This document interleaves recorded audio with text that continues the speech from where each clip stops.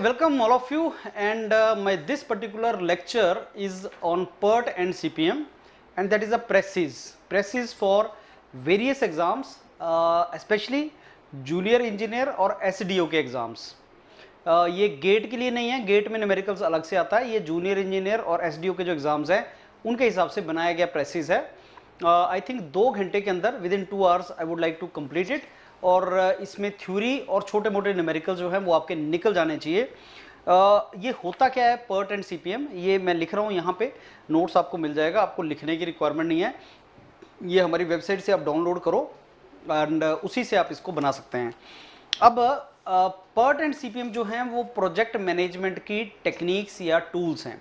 ये project management एक term होती है, आपको पता है प्रोजेक्ट क्या चीज़ है, उसी के मैनेजमेंट टूल्स से रिलेटेड आपका पर्ट एंड सीपीएम होता है। तो सबसे पहले हमें पता होना चाहिए कि प्रोजेक्ट को डिफाइन कैसे करते हैं। कई बार वो एग्जाम में आपसे प्रोजेक्ट एज अ डेफिनेशन ही पूछ लेता है। प्रोजेक्ट बोलते किसको हैं? Project basically group of interrelated activities है, जिसका एक स्टार्टिंग पॉइंट है, जिसका एक फिनिश पॉइंट है, एंड उसको कंप्लीट करने के पीछे एक ऑब्जेक्टिव होता है और जिसमें कुछ रिसोर्स कंज्यूम होते हैं। सो प्रोजेक्ट की डेफिनेशन अगर हमसे को पूछे तो हम बोलेंगे भाई group of interrelated activities, group of interrelated activities. कुछ एक्टिविटीज हैं जो इंटर रिलेटेड हैं, number 1। Then it has starting and end activities and point। मतलब इसका कब आपने इसको स्टार्ट करना है, कब इसको कंप्लीट करना है, इसका डेड एंड कब है, कब ये कंप्लीट हो जाएगा, उसके बारे में आपको पता होना चाहिए। एंड इसके लिए रिसोर्स कंज्यूम होंगे, it will consume some resources, और उन रिसोर्सेज में आपके मैन, मटेरियल, मनी, मशीन, अलग अलग टाइप के रिसोर्स होते हैं। मैन, मशीन, मटेरियल, मनी, ये रिसोर्स यूज होंगे। तो कुछ रिसोर्सेज को कंज्यूम करके आपका प्रोजेक्ट बनता है, एंड उस प्रोजेक्ट को इंटररिलेटेड एक्टिविटीज को हम एक पर्टिकुलर ऑर्डर में कंप्लीट करते हैं। Group of interrelated activities with some order, तो एक ऑर्डर में उनको करना पड़ता है। मतलब पहले ये एक्टिविटी करोगे, फिर उसके बाद दूसरी एक्टिविटी करोगे, इस तरीके से वो प्रोजेक्ट को डिफाइन करते हैं। प्रोजेक्ट की कुछ कैटेगरीज भी हैं, रिसोर्स के बेस पे आप उसको small project, big project, large project, mega project, ऐसा कुछ बोल सकते हैं, लेकिन वो डिटेल में उसकी रिक्वायरमेंट नहीं है। लेकिन प्रोजेक्ट्स होते हैं, दैट इज उसकी डेफिनेशन क्या है वो आपको पता होना चाहिए। क्लियरली डिफाइंड इसका ऑब्जेक्टिव भी होता है। स्टार्टिंग एंड एंड पॉइंट तो आप करते ही हो, ऑब्जेक्टिव भी कई बार आप इसका डिफाइन करते हो कि आपका प्रोजेक्ट का आपका ऑब्जेक्टिव है क्या, क्यों तुम ये प्रोजेक्ट कर रहे हो, वो आपका डिफाइंड होता है। अब इस प्रोजेक्ट में क्योंकि बहुत से रिसोर्स कंज्यूम हो रहे हैं, तो ये प्रोजेक्ट हमें मैनेज भी करना पड़ेगा। उसको बोलते हैं भाई साहब प्रोजेक्ट मैनेजमेंट। अगर आपसे को पूछता है प्रोजेक्ट मैनेजमेंट क्या चीज है, तो आप बोलोगे sir management of the project is called project management. Management of particular project is called project management. Various resources को मैनेज करना सो दैट आप पर्टिकुलर टाइम के अंदर उस प्रोजेक्ट को कंप्लीट कर सकें, उसको प्रोजेक्ट मैनेजमेंट बोलते हैं। तो आपको एक with in a particular time आप उसको कंप्लीट करना पड़ता है। सो सारी एक्टिविटीज को कंप्लीट करना विद इन पर्टिकुलर टाइम और रिसोर्स को मैनेज करना is called project management. So managing the resource, actually managing resources and complete the project, completion of project, उसको प्रोजेक्ट मैनेजमेंट बोल देते हैं। अब प्रोजेक्ट मैनेजमेंट एक टर्म होगी जो प्रोजेक्ट से रिलेटेड है। अब इसमें बेसिकली कुछ स्टेजेस होती हैं प्रोजेक्ट मैनेजमेंट की, stages of project management. Stages बोल दो या फेजेस बोल दो, कुछ भी उसको बोल दो। इसका प्रोजेक्ट प्लानिंग एक स्टेज उसमें आती है आपकी, प्रोजेक्ट प्लानिंग एंड शेड्यूलिंग, इसको एक ही इसमें आप बोल सकते हैं। उसके बाद एग्जीक्यूशन होता है इसका, एग्जीक्यूशन को ही इंप्लीमेंटेशन बोलते हैं। इंप्लीमेंटेशन, एग्जीक्यूशन को ही बोलते हैं इंप्लीमेंटेशन। एंड उसके बाद इसका आ जाता है फॉलो अप, रिव्यू। ये उसकी कुछ बेसिकली स्टेजेस हैं। प्रोजेक्ट प्लानिंग एंड शेड्यूलिंग, उसके बाद आपका आ जाता है एग्जीक्यूशन एंड इम्प्लीमेंटेशन, एंड उसी में आप बेसिकली फॉलोअप को कंट्रोल भी बोल सकते हैं। फॉलोअप करना मतलब हमने कंट्रोल किया, एंड उसके बाद उसका रिव्यू कर देते हैं। तो कुछ जगह पे ये 3 स्टेजेस बोल सकते हैं, कुछ जगह पे इसको 5 में कैटेगराइज कर देते हैं। अलग अलग स्टेजेस आपकी हो सकती हैं। प्लानिंग, जिसमें आप शुरू में प्लान करते हो कि आपके रिसोर्सेज कहाँ से आएंगे, ऑब्जेक्टिव क्या है, वो सारी चीज। उसके बाद आपका शेड्यूलिंग क्या है, आपका टाइम टेबल है। Scheduling is nothing but that is the time table. Detail में क्या टाइम टेबल आपको रखना है, वो शेड्यूलिंग है कि कितने टाइम में आप करना चाहते हो, कैसे करना चाहते हो। एग्जीक्यूशन एंड इंप्लीमेंटेशन, ये most time consuming and difficult phase है। Most time consuming and difficult phase जो होता है, डिफिकल्ट इन द सेंस जिसमें प्रोजेक्ट मैनेजर काफी बिजी होता है, that is called implementation and execution phase. Follow up, control, ये सारे के सारा फिर आपका प्रोजेक्ट के अंदर करना पड़ता है। अब पर्ट सीपीएम कहां पे आता है, तो आप याद रखना कि पर्ट एंड सीपीएम, इसकी फुल फॉर्म अभी हम देखेंगे। पर्ट सीपीएम दोनों tools are used in every stage. PERT and CPM are used in every stage. ऐसा नहीं कि एक ही पर्टिकुलर स्टेज में है, ये सारी स्टेज के अंदर पर्ट एंड सीपीएम यूज होता है। सो पर्ट सीपीएम हमने सब जगह पे यूज करना है, राइट। अब पर्ट सीपीएम करने से पहले हम लोग कुछ टर्मिनोलॉजीज या नोमेनक्लेचर के बारे में पढ़ लें। टर्मिनोलॉजी या नोमेनक्लेचर, क्या क्या टर्मिनोलॉजीज हैं जो हमें पता होनी चाहिए पर्ट एंड सीपीएम के अंदर।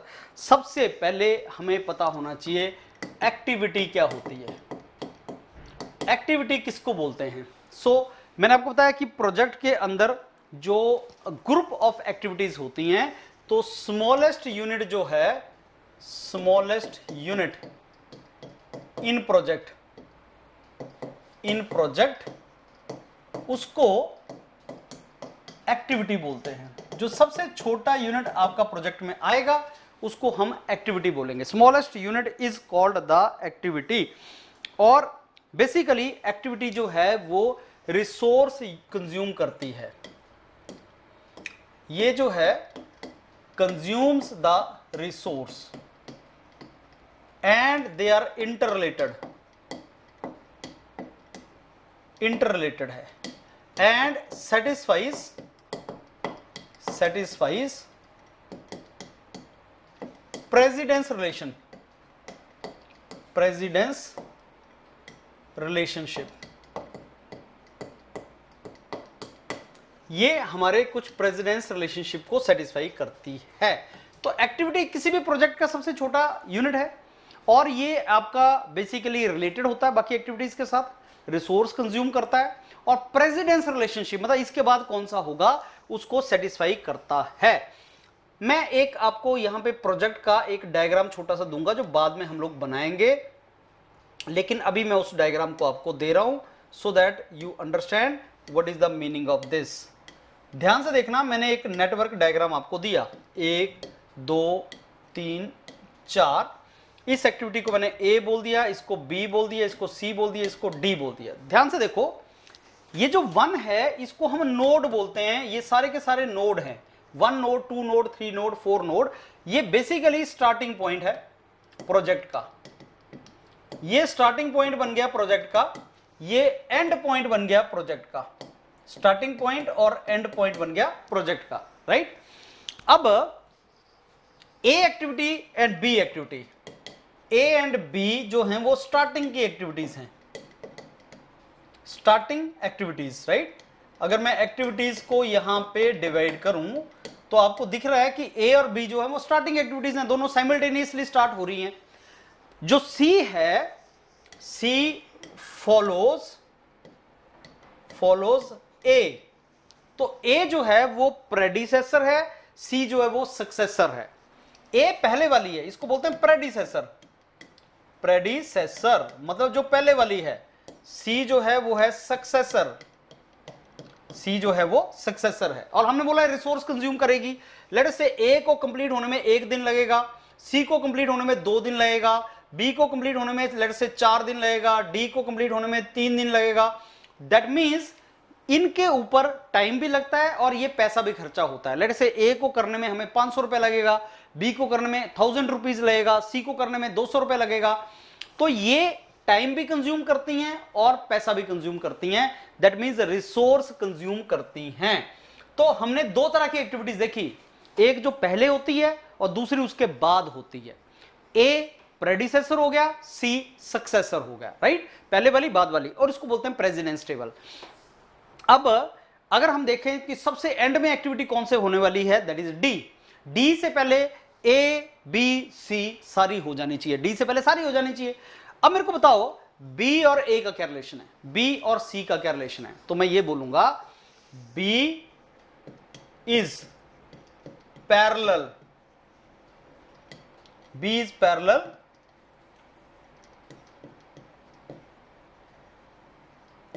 टू ए एंड सी।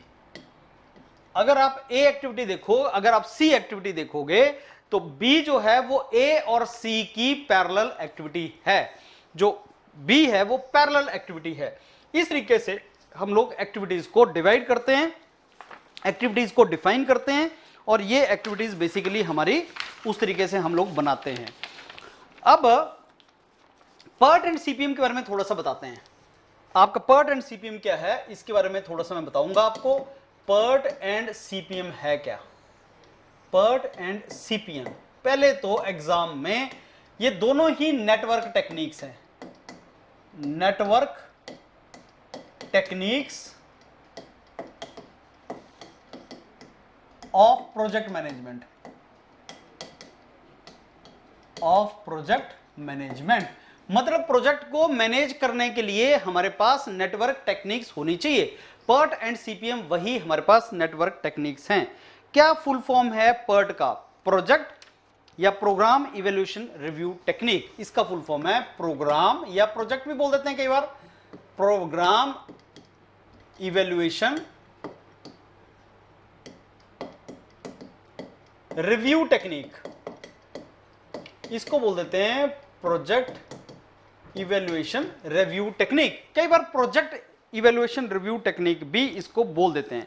यह है क्रिटिकल पाथ मेथड, यह है क्रिटिकल पाथ मेथड। अब क्रिटिकल पाथ को कैसे डिफाइन करते हैं, मैं अभी डिफाइन करने वाला हूं थोड़ी देर में। क्रिटिकल पाथ होता क्या है। अब ये पार्ट तब यूज करते हैं अगर हमारे पास नो प्रीवियस डाटा हो, हमारे पास कोई प्रीवियस डाटा नहीं है। यहां पे हमारे पास प्रीवियस डाटा होता है, प्रीवियस डाटा अवेलेबल, ये हमारे पास प्रीवियस डाटा अवेलेबल है।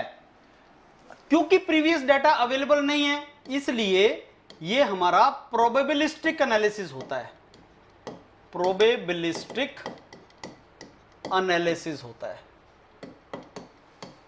और ये हमारा डिटर्मिनिस्टिक एनालिसिस होता है, डिटर्मिनिस्टिक एनालिसिस। दैट मींस हमारे पास डाटा अगर अवेलेबल है तो हम बहुत अच्छे तरीके से डिटर्मिनिस्टिक एनालिसिस कर सकते हैं। That is probabilistic analysis and deterministic analysis. These are the two different things what we understand. Probabilistic analysis and deterministic analysis, these are the two analysis which we have. अब probabilistic analysis है इसलिए हमारे पास 3 time probability time durations होती हैं। हमारे पास 3 time estimates हैं जिनको हम यूज करते हैं, optimistic time, most likely time, pessimistic time. Optimistic time estimate, this is the most likely, and this is the pessimistic time, this is the time. So actually probabilistic analysis means हमारे पास previous data नहीं है, we are not confirmed कि कितना time लगेगा किसी activity के लिए, हमें कंफर्मेशन नहीं है।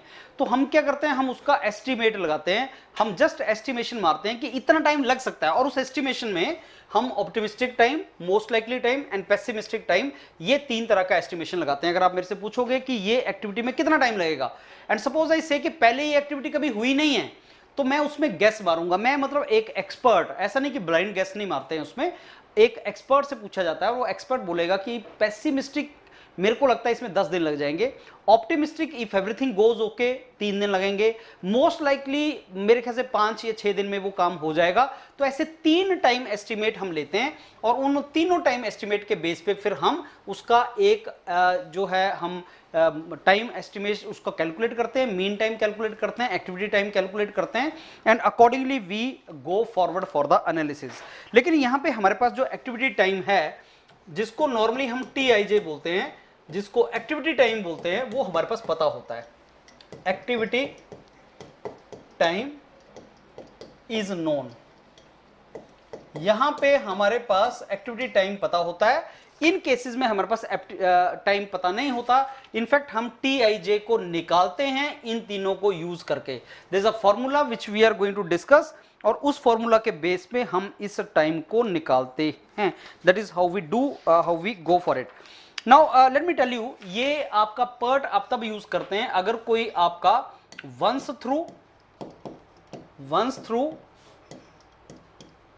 और न्यू प्रोजेक्ट अगर आपको करना है तो आप इसको यूज करते हैं। And this is you know what is repeated project, repetitive project अगर आपको करना है तो आप इसको कर सकते हैं, that is the repetitive project. So somebody ask you CPM कब यूज करते हैं, आप बोलोगे अगर कोई प्रोजेक्ट ऐसा जो हर बार हो रहा है, बार बार रिपीट कर रहे हो, तो आप CPM यूज करते हैं।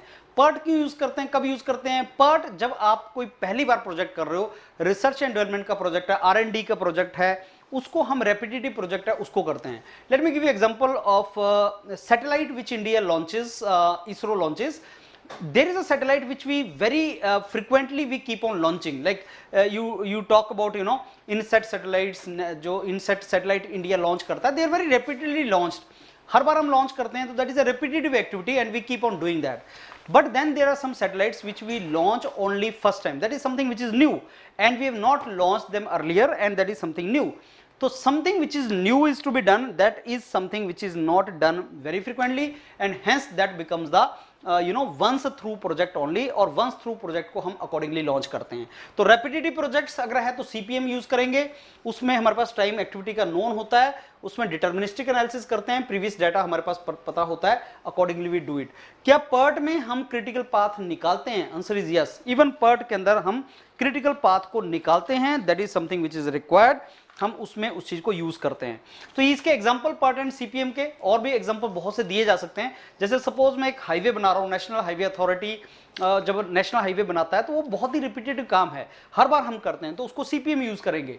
अगर सपोज मैं कोई टनल बना रहा हूँ और पहली बार टनल बन रही है, वो लेट्स से हिमालयस में से टनल बनानी है, पहले नहीं बनाई है मैंने, या अंडर वाटर टनल बनानी है जो पहली बार मैं बना रहा हूँ। जैसे हमने सुना है कि बॉम्बे से Dubai under water train start कर रहे हैं वो लोग, वो पहली बार कर रहे हैं प्रोजेक्ट, पहले नहीं किया है, वो PERT होगा, क्योंकि उसका टाइम हमें पता नहीं होगा, हम प्रोबेबिलिस्टिक थ्योरी लगा के उसको यूज करने की ट्राई करेंगे।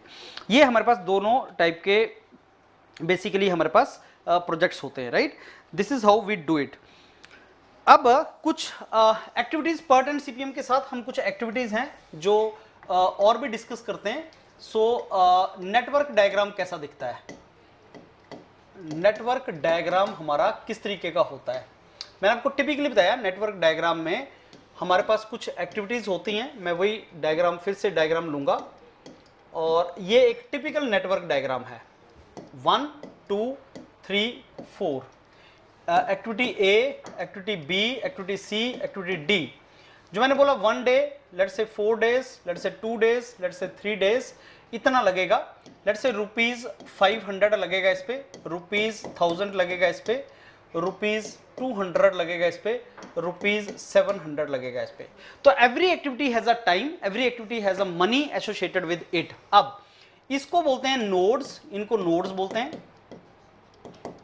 स्टार्टिंग एंड एंड नोड्स 1 2 3 4 ऐसे चलता है सारे के सारे नोड्स, और ये आपकी एक्टिविटीज हैं ए बी सी डी, सारी की सारी एक्टिविटीज हैं, इस तरीके से हम करते हैं और सारी एक्टिविटीज को मिला के हमारे पास एक प्रोजेक्ट बनता है। तो इस प्रोजेक्ट के अंदर there are A B C D project है। ये प्रोजेक्ट हमारा 4 एक्टिविटीज को मिला के बना है। अब वो क्या इसमें पता करने की ट्राई करेगा, project completion duration, project completion duration, कितने टाइम में प्रोजेक्ट हमारा कंप्लीट हो जाएगा, प्रोजेक्ट कंप्लीशन ड्यूरेशन को पता करने की ट्राई करेगा। तो क्वेश्चन में आपको क्या देगा, वो एक्टिविटीज देगा, एक्टिविटीज का टाइम देगा और क्या पता करने के लिए बोलेगा कि पूरा प्रोजेक्ट कितने टाइम में कंप्लीट हो जाएगा। सो वो आपसे पूछेगा मिनिमम ड्यूरेशन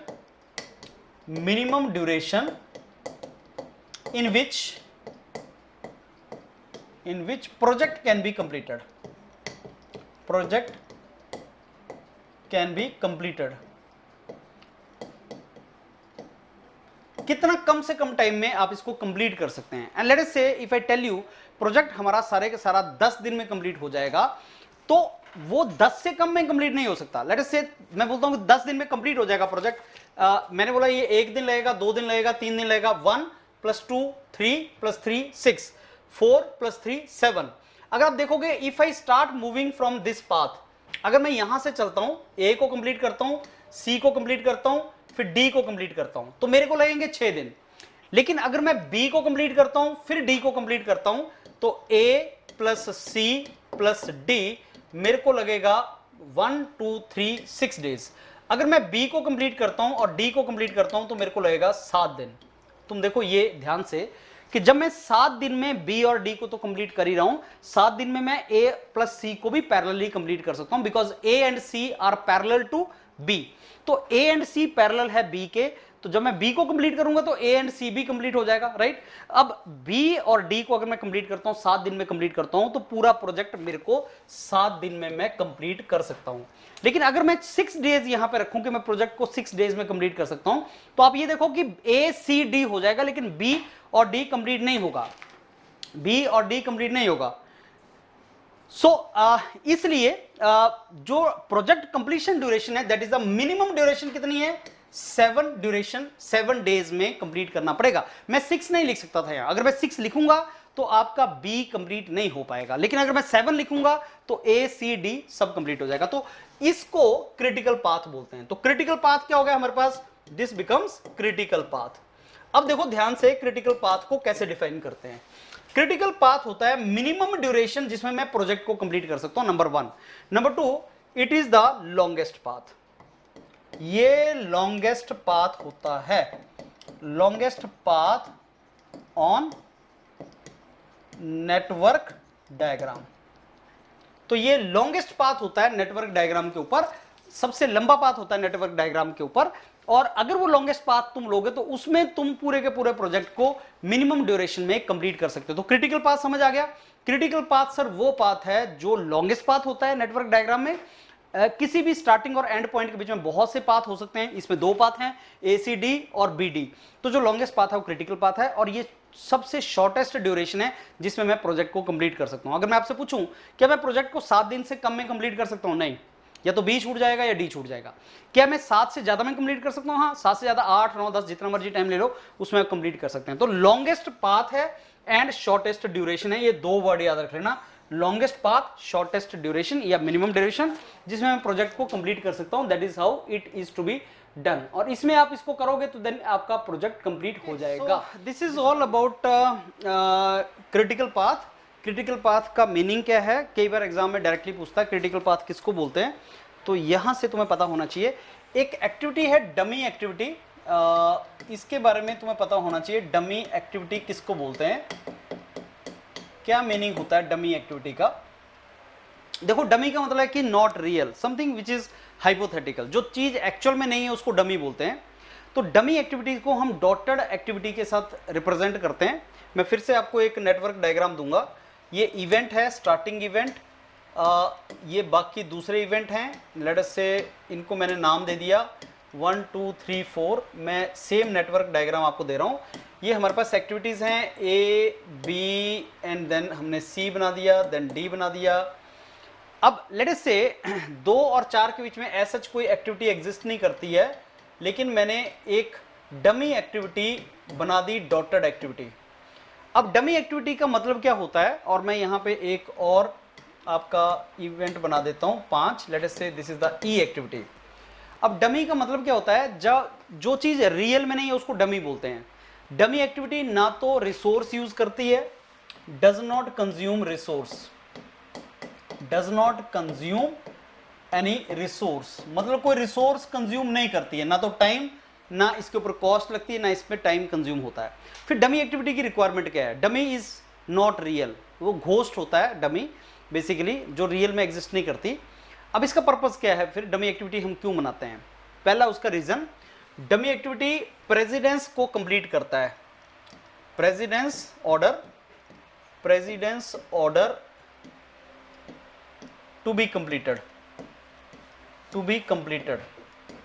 अगर आपसे कोई नेटवर्क डायग्राम नहीं बन रही है और नेटवर्क डायग्राम में कोई ट्रबल आ रहा है, तो just think of dummy activity. ऐसा हो सकता है कि शायद डमी एक्टिविटी लगाने के बाद ही कंप्लीट होगा, वो एक रीजन हो सकता है डमी एक्टिविटी का। दूसरा, डमी एक्टिविटी क्यों बनाते हैं हम?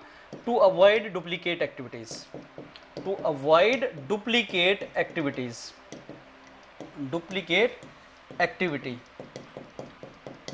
एक्टिविटीज नहीं होनी चाहिए, डुप्लीकेट एक्टिविटीज एग्जिस्ट नहीं करती। अब डुप्लीकेट एक्टिविटी होती क्या है? अगर मैं आपको सपोज 2 एक्टिविटीज दे दूं, let's say E and F are duplicate activities. Duplicate means जिनका स्टार्टिंग और एंड इवेंट सेम है, उनको हम डुप्लीकेट एक्टिविटी बोलते हैं। अगर सपोज आपका स्टार्टिंग 4 है, एंड 5 है, और डी, ई एंड एफ दोनों उसी के बीच में है, उसको डुप्लीकेट एक्टिविटी बोलते हैं। डुप्लीकेट एक्टिविटी नेटवर्क डायग्राम पे एग्जिस्ट नहीं करती, क्योंकि डुप्लीकेट एक्टिविटी में कंफ्यूजन होता है। आप कैसे डिफाइन करोगे कि आप किस एक्टिविटी की बात कर रहे हो? अभी तो मैं बता सकता हूं कि ई एक्टिविटी वो है जो 4 और 5 इवेंट के बीच में एग्जिस्ट करता है, लेकिन अगर मैं ई और एफ दोनों के लिए सेम इवेंट रखूं तो ई और एफ में कोई डिफरेंस नहीं है, तो वो डुप्लीकेट बन जाएगा। तो डुप्लीकेट को अवॉइड करने के लिए मैं बेसिकली डमी एक्टिविटी यूज करता हूं। अब मैं क्या करता हूं, तो यहां पे अगर सपोज मेरे को डी और एफ को अवॉइड करना है, मेरे को यहां पे नहीं चाहिए डुप्लीकेट एक्टिविटी, तो मैं क्या करूंगा, मैं एक डायग्राम के थ्रू फिर से तुम्हें बता रहा हूं। लेट से 4 और 5 के बीच में ये है ई, अब ये मैंने बना दिया एफ, राइट, और इसको मैंने बोल दिया लेट से 5, और इसको मैंने बोल दिया 6, राइट। अब लेट अस से ये मैंने 5 बोल दिया, अब मैंने यहां डमी एक्टिविटी लगा दिया। तो अब जो हमारा एफ एक्टिविटी है जो 4 और 5 के बीच में था, अब ये 4 और 5 के बीच में है, और ई 4 और 6 के बीच में है, एंड एक डमी एक्टिविटी मैंने लगा दिया जो 5 और 6 के बीच में। सो इस डमी एक्टिविटी ने ई एंड एफ को, डुप्लीकेट एक्टिविटीज को अवॉइड कर दिया। अब ये डुप्लीकेट नहीं है, बिकॉज एफ और ई अलग अलग इवेंट्स के बीच में, तो डुप्लीकेट एक्टिविटी ना हो इसलिए डमी होता है। और दूसरा, प्रेसिडेंस टेबल को कंप्लीट करने के लिए डमी एक्टिविटी होता है, ये आपको पता होना चाहिए। सो डुप्लीकेट एक्टिविटी क्या है, डमी एक्टिविटी क्या है, क्या उसका मीनिंग है, ये थोड़ा सा आपको आइडिया होना चाहिए। पर्ट एंड सीपीएम में इसके बारे में क्वेश्चन वो पूछता है। अब एक रूल होता है फुलकर्सन रूल। ये फुलकर्सन रूल है क्या? फुलकर्सन रूल नॉमेनक्लेचर के लिए यूज होता है, नॉमेनक्लेचर फॉर इवेंट्स को नॉमेनक्लेचर करने के लिए हम फुलकर्सन रूल यूज करते हैं। इवेंट्स को जब हमने नाम देना होता है, अब बड़ा सिंपल सा रूल है कि जो भी हमारा स्टार्टिंग इवेंट है वहां से सारी एक्टिविटीज बाहर की तरफ को जाएंगी। ये हमारा पास स्टार्टिंग इवेंट है, जो इवेंट स्टार्टिंग इवेंट है वहां से सारी एक्टिविटीज बाहर की तरफ को एरो जाएगा। जो हमारा एंड एक्टिविटी है, उस एंड इवेंट है, लेट अस से इसको हम 1 या आई बोल सकते हैं, इसको हम जे बोल सकते हैं, कोई भी नाम दे दिए मैंने। सो ये हमारे पास एंड इवेंट है। तो स्टार्टिंग इवेंट का पता कैसे चलता है? स्टार्टिंग इवेंट वो है जिसमें से सारे एरो बाहर की तरफ को निकलेंगे। एंड इवेंट का पता कैसे लगता है? एंड इवेंट वो इवेंट है जिसमें सारे के सारे एरो अंदर की तरफ को मर्ज करेंगे। अब ये रूल, फुलकर्सन रूल जो है, वो आपका ये बताता है कि आपको नंबरिंग इवेंट्स की कुछ इस तरीके से देनी है दैट सारे के सारे आपके जो इवेंट्स हैं वो आगे की तरफ को आपका एरो कर रहे हैं, सारे के सारे इवेंट्स आगे की तरफ को फ्लो करें। जैसे 1 है, ये 2 है, ये 3 है।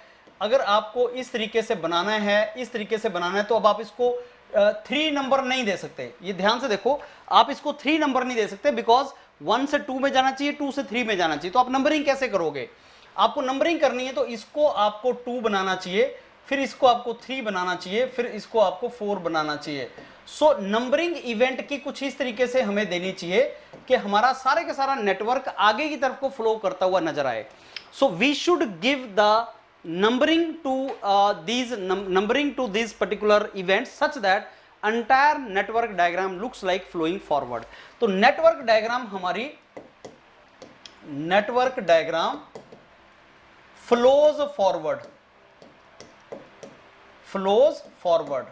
तो फुलकर्सन रूल उस चीज से डील करता है कि नेटवर्क डायग्राम हमारी आगे की तरफ को फ्लो करेगी, उसको हम बोलते हैं हमारा फुलकर्सन रूल। तो नॉमेनक्लेचर ऑफ इवेंट से रिलेटेड है Fulkerson rule. I don't think there is anything related to this further. Fulkerson rule के बारे में इतना सा आपको नॉलेज होना चाहिए। अब most important topic coming is critical path. Critical path किसको बोलते हैं मैंने डिफाइन किया, और क्रिटिकल पाथ मेथड क्या है ये हम डिस्कस करेंगे। एक चीज का याद रखना कि पर्ट एंड सीपीएम दोनों में क्रिटिकल पाथ यूज होता है। नंबर 2, अभी मैंने इवेंट और एक्टिविटी आपको डिफाइन किया। पर्ट जो है वो इवेंट रिलेटेड फिनोमिना है। जैसे अभी हमने यहाँ पे पीछे पर्ट एंड सीपीएम का एक टेबल सा बनाया था। यहाँ पे मैं ये भी चीज तुम्हें बता देता हूँ कि ये इवेंट फोकस्ड होता है, ये इवेंट बेस्ड आपका मेथड होता है, ये आपका एक्टिविटी बेस्ड होता है। This is activity based. तो पर्ट एंड सीपीएम में जो डिफरेंस है उसमें एक डिफरेंस ये भी नोट कर लो कि जो सीपीएम है वो एक्टिविटी बेस्ड होता है, और पर्ट जो है आपका that is event based phenomena आपका होता है। That is how we remember it. अब क्रिटिकल पाथ मेथड में क्रिटिकल पाथ किसको डिफाइन करते हैं ये मैंने आपको बता दिया। अब क्रिटिकल पाथ में कुछ हम लोगों को I think we should now understand. या मैं अब आपको इसमें एक नेटवर्क डायग्राम दूंगा, उसके थ्रू फिर हम क्रिटिकल पाथ को अंडरस्टैंड करेंगे। Let's say event number A, then this is event number 2, then this is number 3, this is number 4, and let me give you this particular network diagram. Again A, B, C, D, इसको मैंने 1, इसको let's say 3, इसको 2, इसको 4, let's say 4 days मैंने इसको बताया। So 3 and this is 2, 3, this is let's say this is 4, this is 3। मेरे ख्याल से यही हमने एग्जांपल लिया था पहले। सो ये एक नेटवर्क डायग्राम है जिसमें starting event is 1 end event is 4 और बाकी एक्टिविटीज हैं A, B, C, D are activities. अब कुछ टाइम डिफाइन करते हैं हम, टाइम टर्म्स। कुछ टाइम टर्म्स है जो मैं आपको डिफाइन करता हूं, कौन कौन से टाइम टर्म्स हैं और उनका मीनिंग क्या है। सबसे पहले earliest start time. What is the meaning of earliest start time? Earliest start time, एक ये टाइम हम डिफाइन करेंगे और इसको अर्लीस्ट स्टार्ट टाइम को हम रिप्रेजेंट करेंगे ई के साथ। अर्लीस्ट स्टार्ट टाइम को हम रिप्रेजेंट करेंगे ई के साथ। एक और टाइम डिफाइन करना है term, let me make a table here. हमने कुछ टाइम्स को डिफाइन करना है and they are very very important. Earliest start time को मैं ई से रिप्रेजेंट करूंगा।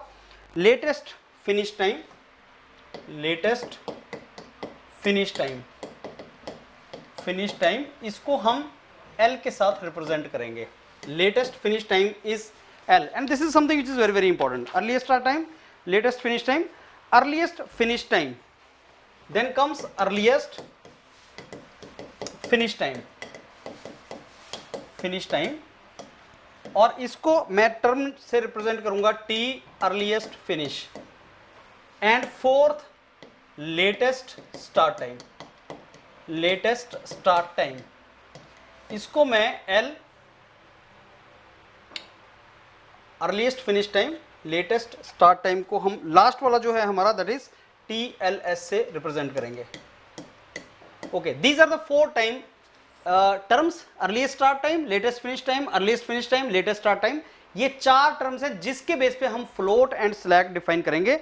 अब इसमें से हर एक टाइम को हम लोग डिफाइन करेंगे what is the meaning of this.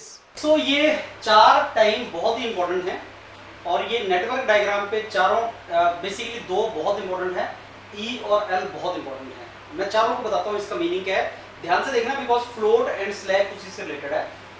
किसी भी नेटवर्क डायग्राम के ऊपर, मैं नेटवर्क डायग्राम फिर से यहाँ पे आपको दे रहा हूँ बड़ा सा बना के। ये हमने नेटवर्क डायग्राम बनाया,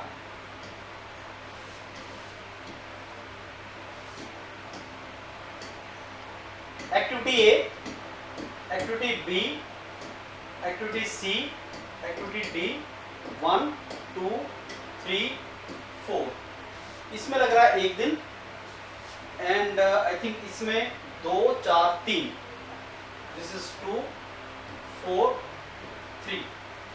अब आपको जो अर्लीस्ट स्टार्ट टाइम है किसी भी इवेंट के ऊपर ई और एल आप लिखेंगे, हर इवेंट के ऊपर आपको ई और एल लिखना है, हर इवेंट के ऊपर आप लिख देंगे ई एंड एल इस तरीके से, ई और एल हर इवेंट के लिए ऐसे आ जाएगा। अब ध्यान से देखना, अगर मैं आपसे पूछूं अर्लीस्ट स्टार्ट टाइम कितना है एक्टिविटी ए एंड बी का, अर्लीस्ट स्टार्ट टाइम ए का और बी का कितना है, आप बोलेंगे सर 0, मतलब अभी स्टार्ट कर सकते हैं, ए को और बी को हम अभी के अभी स्टार्ट कर सकते हैं। तो earliest start time for A and B is 0। Always understand that earliest start time is for starting basically event. किसी भी एक्टिविटी का अर्लीस्ट स्टार्ट टाइम उसके स्टार्टिंग इवेंट से देखा जाएगा। जैसे अगर मैं आपको कोई एक्टिविटी देता हूं, लेट अस से एनी एक्टिविटी जिसका starting event is I and event is J and the time taken for activity is T I J. For any activity, ध्यान से देखना, फॉर एनी एक्टिविटी जो टाइम लग रहा है वो टी आई जे लग रहा है, वो एक्टिविटी टाइम है, स्टार्टिंग इवेंट आई है, फिनिश्ड इवेंट जे है। तो हमें ई आई निकालना होता है और हमें एल जे निकालना होता है, ये चीज ध्यान से सुनना। अर्लीस्ट स्टार्ट टाइम जो हमने बोला, अर्लीस्ट स्टार्ट टाइम किसी भी एक्टिविटी के लिए हमें ई आई निकालना होता है। लेटेस्ट फिनिश टाइम किसी भी एक्टिविटी के लिए हमें एल जे निकालना होता है। तो अगर मैं पीछे चलूं तो बेसिकली ये ई आई है और latest finish time L J है।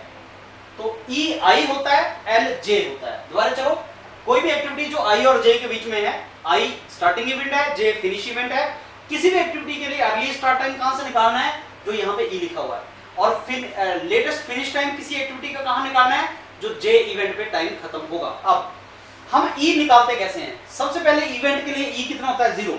अब यहाँ पे आ जाओ, मेरे को ये बताओ कि हमें सी एक्टिविटी अर्लीस्ट कब स्टार्ट कर सकते हैं? सी एक्टिविटी अर्लीस्ट में कब स्टार्ट कर सकता हूँ? जब मेरा ए कंप्लीट हो जाएगी, एग्री और नॉट? जब ए कंप्लीट हो जाएगी, ए कितने टाइम के बाद कंप्लीट होगी? 1 दिन के बाद। तो मैं अर्लीस्ट सी को स्टार्ट कर सकता हूँ 1 दिन के बाद। अब यहाँ पे ये जो ई है ये किसके लिए है? ये जो अर्ली स्टार्ट टाइम है ये डी के लिए। मेरे को जरा सोच के बताओ, मैं डी अर्लीस्ट कब स्टार्ट कर सकता हूँ? मैं डी को अर्लीस्ट कब स्टार्ट कर सकता हूँ? मैं डी को अर्लीस्ट स्टार्ट कर सकता हूँ जब मेरा सी भी हो जाए, बी भी हो जाए, ए भी हो जाए। ओके, सी को कितना दिन लगेंगे? 2। ए को कितना लगेगा? 1। तो 1 + 2 3, और ये बी को कितना लगेगा? 4। अब जरा सोच के बताओ, मैं डी को अर्लीस्ट कब स्टार्ट कर सकता हूँ? 4 दिन के बाद। जब 4 दिन हो जाएंगे तो ये भी कंप्लीट हो जाएगी, ये दोनों भी कंप्लीट हो जाएंगी। 4 दिन के बाद मैं डी को स्टार्ट कर सकता हूँ, 3 के बाद नहीं, क्योंकि अगर मैं 3 के बाद डी स्टार्ट करूंगा तो आपका बी छूट जाएगा, बी को 4 दिन लगेगा। सो अगर किसी पॉइंट पे पहुंच के, किसी नोड पे पहुंच के जहां 2 रास्ते हैं, एक रास्ता ये है, दूसरा रास्ता ये है, एक रास्ता दूसरा रास्ता, तो अगर कहीं 2 रास्ते हैं, कहीं 2 पाथ हैं किसी इवेंट पे, तो आपको ई कौन सा चूज करना है? जो बड़े वाला है। 1 + 2 3 4, तो हमें बड़े वाला चूज करना है, राइट? और अगर मैं अब आऊंगा यहाँ पे एंड इवेंट पे, ये एंड इवेंट है, ये हमारा पास एंड इवेंट है।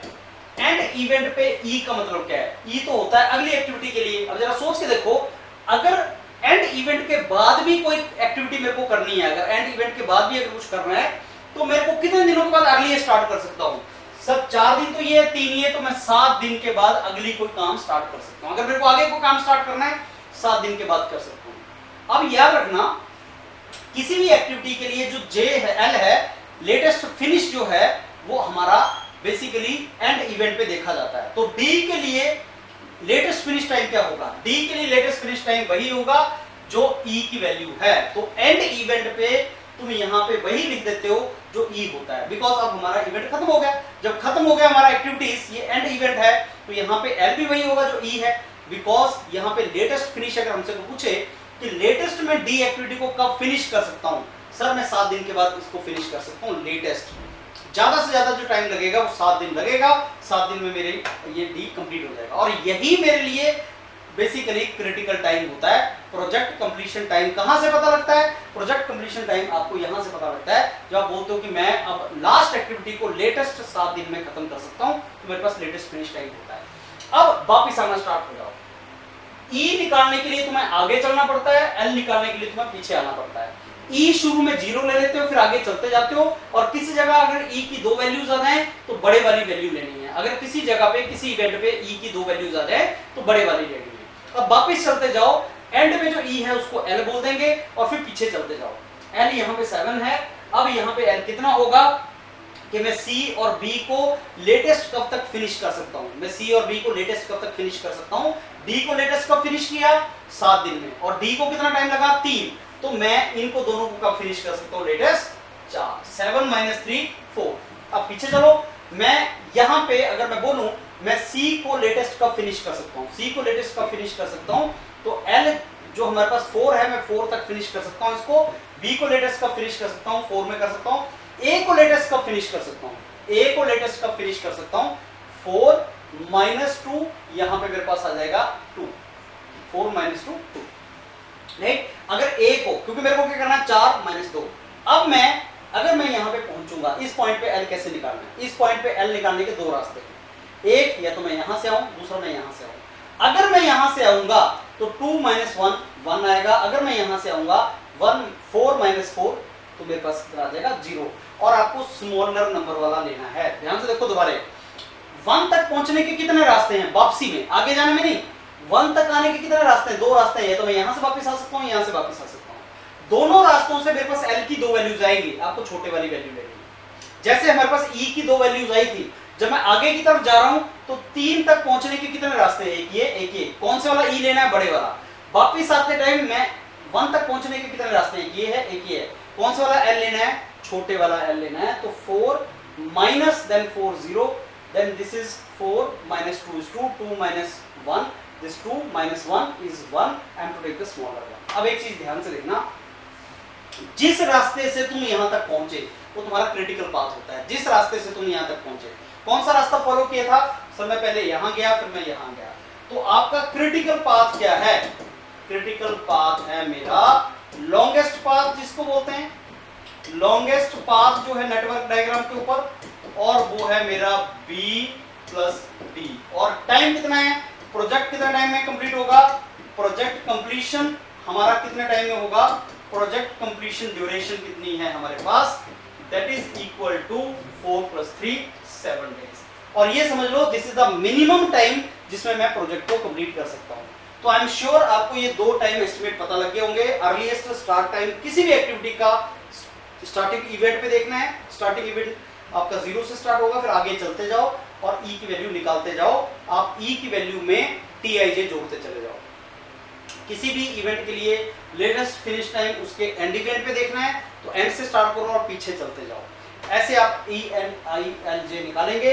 अब अर्लीस्ट फिनिश टाइम किसी भी एक्टिविटी का कैसे निकालना है? सो अर्लीस्ट फिनिश टाइम का जो फॉर्मूला है वो है earliest start time, earliest finish time. किसी भी इवेंट का निकालने के लिए अर्लीस्ट फिनिश कब कर सकते हैं? Earliest start plus TIJ। किसी भी इवेंट के लिए, किसी भी एक्टिविटी के लिए अगर तुम्हें अर्लीस्ट फिनिश टाइम निकालना है कि हम अर्लीस्ट फिनिश कब कर सकते हैं किसी भी काम को, तो अर्लीस्ट स्टार्ट कब कर सकते हैं? EI में, और उसमें अगर मैं TIJ जोड़ दूं तो अर्लीस्ट फिनिश टाइम बन जाएगा।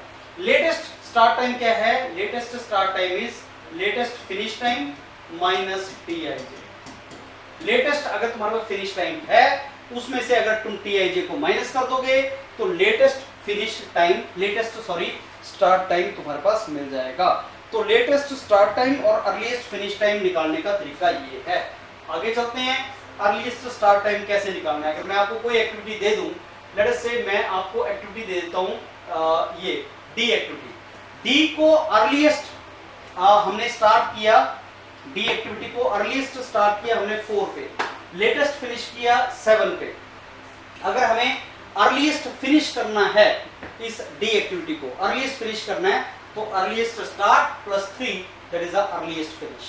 अगर मैं उसको लेटेस्ट स्टार्ट करना है तो latest finish minus this latest start. मैं इसको एक और एग्जांपल तुम्हें देता हूं। Let me give you this example now. मैं हाइपोथेटिकल कोई आई जे दे रहा हूं, आई जे, T I J. Late us से यहाँ पे मेरे पास जो दो वैल्यूज आई वो है 2 एंड 4। यहाँ पे जो मेरे पास दो values I that is late us से 7 11, और ये जो है मेरे पास ये है 4, राइट, या 3 कर देते हैं इसको, क्लियर।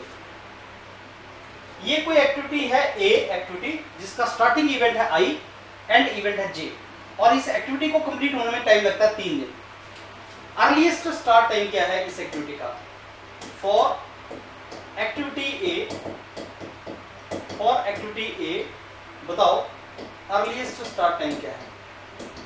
अर्लीस्ट स्टार्ट टाइम बताइए जरा, अर्लीस्ट स्टार्ट टाइम क्या है? सर इसको EI से निकालते हैं, कितना है? स्टार्टिंग इवेंट पे देखो 2। Understand? This is the earliest start time, this is the latest finish time, right, latest finish time, latest finish time क्या है?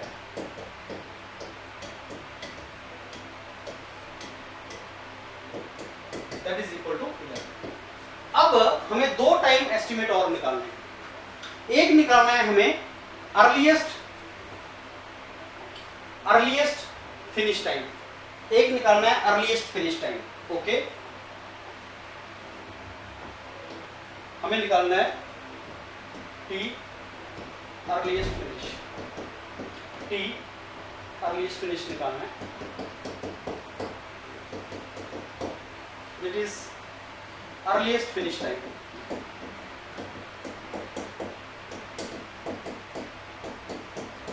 मैं अर्लीस्ट इस एक्टिविटी को कब फिनिश कर सकता हूं? अर्लीस्ट इसको स्टार्ट कब कर सकते हैं? 2 दिन के बाद, और टाइम कितना लगेगा? 3 दिन। तो अर्लीस्ट फिनिश कब कर सकते हैं? 5 दिन में। दूसरा टाइम मेरे को निकालना है, एक टाइम एस्टिमेट ये है, दूसरा लेटेस्ट फिनिश है, तीसरा अर्लीस्ट ये है, और चौथा हमारे पास जो है that is latest start, latest start time, जिसको बोलते हैं LJ minus TI। Latest finish time इस एक्टिविटी क्या है? 11 माइनस 3, 11 माइनस 3। अब ध्यान से देखना, इन चारों टाइम एस्टिमेट्स के हिसाब से हम निकालते हैं what we call as float. Float बहुत इंपॉर्टेंट चीज है। फ्लोट जो है वो है किसी भी एक्टिविटी में कितना फ्री टाइम मेरे को मिलेगा। फ्लोट होता है किसी भी एक्टिविटी में मेरे को कितना फ्री टाइम मिलेगा। अब ध्यान से देखना, मैं ए एक्टिविटी को अर्लीस्ट कब स्टार्ट कर सकता हूं? 2 दिन से मैं स्टार्ट कर सकता हूं। अर्लीस्ट फिनिश कब कर सकता हूं? 2 + 3 5 दिन में फिनिश कर दूंगा। लेटेस्ट फिनिश कब कर सकता हूं? 11 दिन के बाद मेरे को खत्म करना ही पड़ेगा। 11 दिन के बाद किसी और ने काम स्टार्ट करना होगा। ओके, 11 दिन लेटेस्ट स्टार्ट कब कर सकता हूं? अर्लीस्ट तो मैं 2 दिन में स्टार्ट कर दिया, लेकिन मैं छुट्टी लेना चाहता हूं, लेटेस्ट कब स्टार्ट करना चाहता हूं? लेटेस्ट कब स्टार्ट कर सकता हूं? 11 दिन में तो डिलीवरी देनी पड़ेगी, 3 दिन और लगेंगे काम करने में, तो 11 माइनस 3 कितना हो गया? 8। भाई तुम्हारे ऊपर है, या तो तुम अर्लीस्ट अब स्टार्ट कर दो 2 दिन के बाद, या लेटेस्ट स्टार्ट करना है तो 8 दिन के बाद कर देना। लेटेस्ट फिनिश करना ही पड़ेगा 11 दिन तक। जल्दी से जल्दी फिनिश करना चाहते हो, अगर अर्लीस्ट फिनिश करना चाहते हो तो 5 दिन में फिनिश करो और चले जाओ। अच्छा मेरे को सोच के बताना, जो आदमी इस एक्टिविटी पे लगा हुआ है, the person who is working on this activity, अगर उसको छुट्टी लेनी है तो मैक्सिमम छुट्टी कितनी ले सकता है? सोच के बताओ। अगर उसको छुट्टी पे जाना है तो मैक्सिमम छुट्टी कितनी ले सकता है? अभी काम करना स्टार्ट किया, 3 दिन में काम फिनिश किया, 5 दिन लगे, और 11 दिन तक उसको डिलीवरी देनी थी, अगला काम जो 11 दिन तक देना था तो 5 और 6 दिन छुट्टी ले सकता है। इस तरीके से तुम अपना कैलकुलेट कर सकते हो कि वो मैक्सिमम छुट्टी कितनी ले सकता है, उसी को फ्लोट बोलते हैं। तो अगर तुम्हें चारों टाइम फ्रेम समझ आ गए तो हम लोग आगे डिस्कस कर सकते हैं what is the meaning of float. और अब मैं उसी में डिस्कस करूंगा तुम्हें फ्लोट होता है, फ्लोट क्या होता है। तो फ्लोट और स्लैक दो टर्म हैं, कितना बफर अवेलेबल है उसको फ्लोट बोलते हैं। Buffer time, free time, buffer time available on some activity, किसी भी एक्टिविटी के ऊपर कितना टाइम मेरे को अवेलेबल है उसको फ्लोट बोलते हैं। कितने तरह के फ्लोट होते हैं? सबसे पहले होता है टोटल फ्लोट, सबसे पहले होता है टोटल फ्लोट। ये कैसे निकालते हैं ध्यान से देखना, ये आई है, ये जे है, आई है, जे है, ये इसको मैंने बोल दिया आई, ये है जे, ये है T I J, E I, L I, E J, L जे। मैंने आपको बताया कि ई इस एक्टिविटी के लिए ई यहां से देखना है और इस एक्टिविटी के लिए जे यहां से देखना है। टोटल फ्लोट क्या होता है? टोटल फ्लोट होता है मैक्सिमम फ्लोट पॉसिबल। कैसे निकालते हैं? It is equal to L J minus E I minus T I J. ध्यान से देखना, मैक्सिमम छुट्टी कितनी ले सकता है वो? अगर टोटल फ्लोट इस केस में निकालना हो, मैक्सिमम छुट्टी कितनी ले सकता है? सर 11 माइनस 2 माइनस 3, मैंने बताया ना 6 दिन ले सकता है। 11 दिन से तो डिलीवरी देनी पड़ेगी, 2 दिन से पहले मैं काम स्टार्ट नहीं कर सकता। आगे 9 दिन है मेरे पास काम करने के। काम कितने दिन का है? 3 दिन का। मैक्सिमम छुट्टी 6 दिन की है। इसको बोलते हैं हम टोटल फ्लोट, इसको बोलते हैं टोटल फ्लोट। तो ये कितना हो गया तुम्हारे पास? L J minus E I minus T I J. अब देखो इसको मैं 2 तरीके से लिख सकता हूं, ध्यान से देखना, इसको मैं 2 तरीके से लिख सकता हूं। A L J minus E I plus T I J, या मैं इसको लिख सकता हूं L J minus T I J minus E I. अब ध्यान से देखना, E I plus T I J is nothing but latest start, earliest start, earliest start,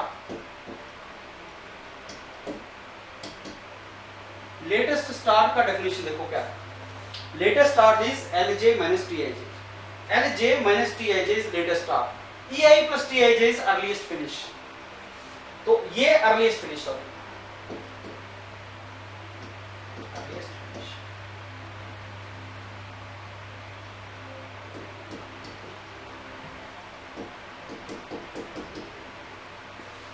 latest finish minus earliest finish. तो टोटल फ्लोट को define करने का एक तरीका latest finish minus earliest finish. And what is LJ minus टीआईजे?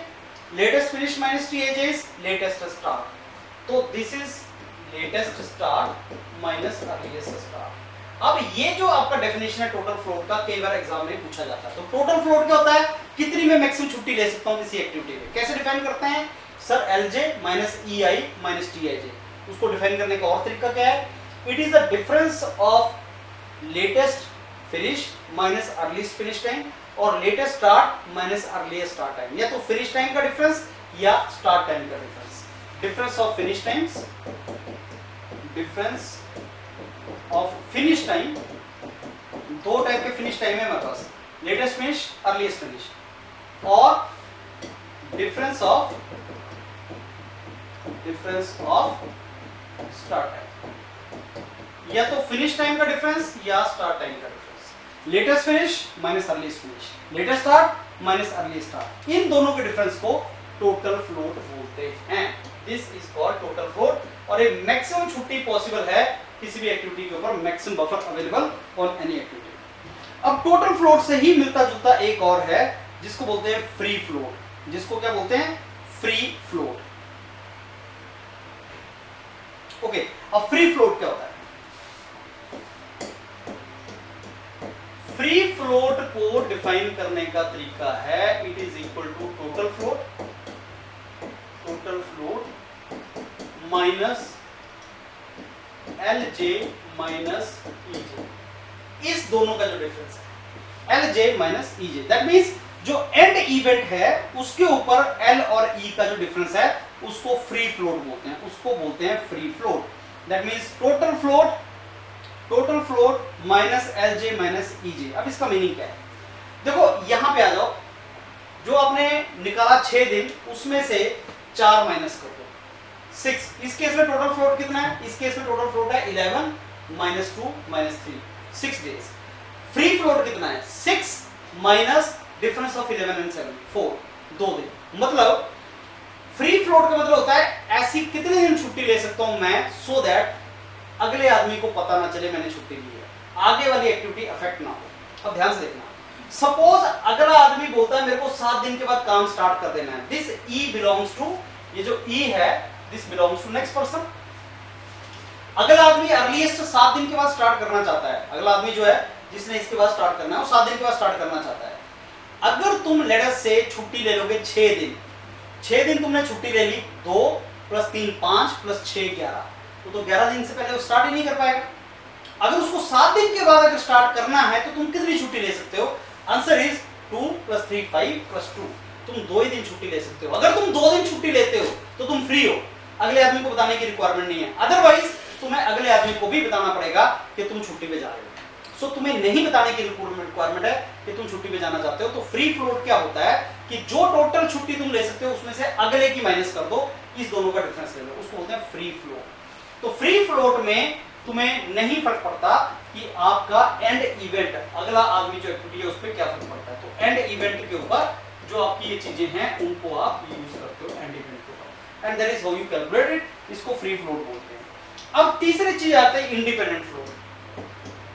Independent float, जो आपने and event के लिए किया वही चीज अगर आप स्टार्टिंग इवेंट के लिए कर दो, वही आप स्टार्टिंग इवेंट के लिए कर दो। जैसे free float minus L I minus E I, मतलब इन दोनों का डिफरेंस कितना है, 2 दिन। ना तो इसको पता चले, पीछे वाले को भी पता ना चले, पीछे तो कोई एक्टिविटी होगी, जैसे आगे एक्टिविटी थी पीछे भी एक्टिविटी होगी।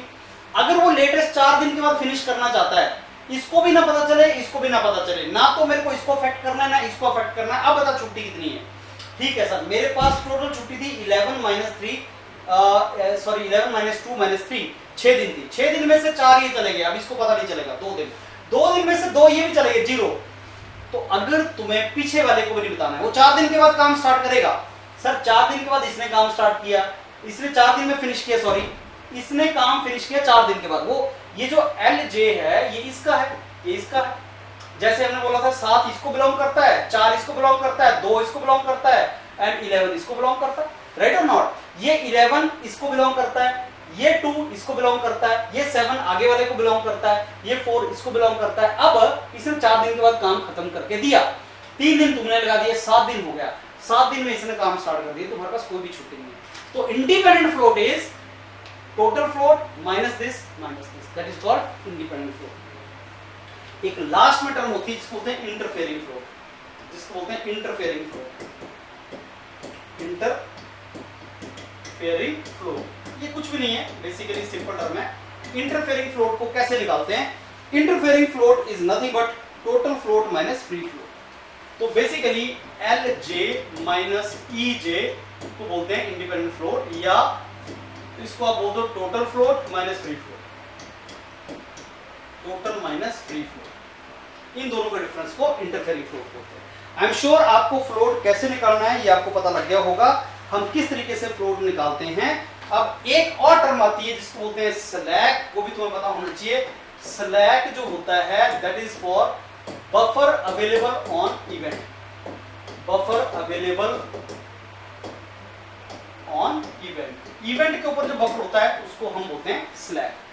जैसे जो भी मैं टर्म यहां पे लिखूंगा, let's say E I L I E J L J time is T I J, this is I this is J.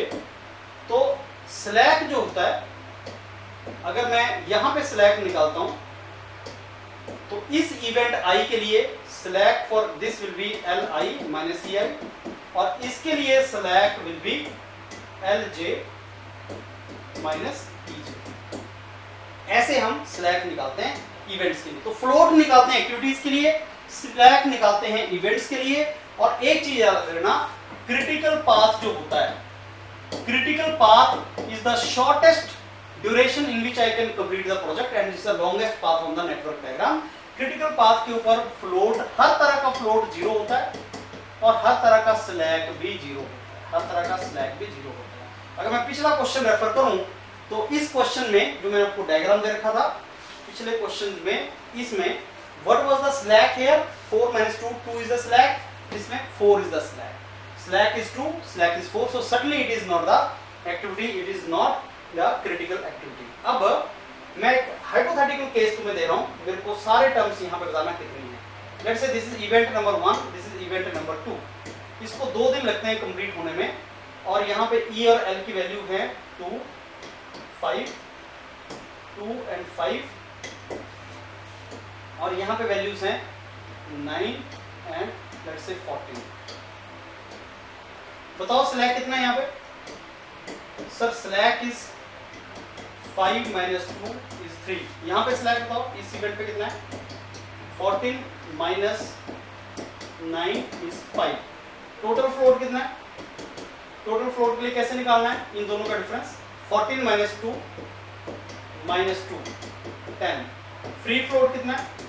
Total float minus इन दोनों का डिफरेंस 14 minus 9, तो कितना हो गया? That is 10 minus 5, that is 5. Okay, अब independent float कितना? Independent float is free float minus this, that means 5 minus 5 minus 2, बच गया 2. इंटरफेयरिंग फ्लोट कितना है?